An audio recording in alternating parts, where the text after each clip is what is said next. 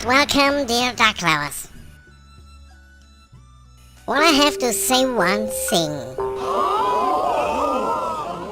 I absolutely don't like it when other duck owners go for walks with my conspecifics. They let her darling shit in their buttercups and then have the anti-social habit of just making sausage to leave.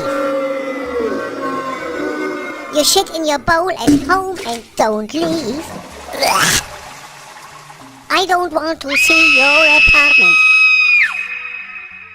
So my family always has bags with them. It's not that difficult, the sausage in the bag, and then environmentally friendly to dispose of. Or is it? If that's too much trouble for you, you better ducks. You don't deserve, and you better get a pot on goldfish. So friends, think about it.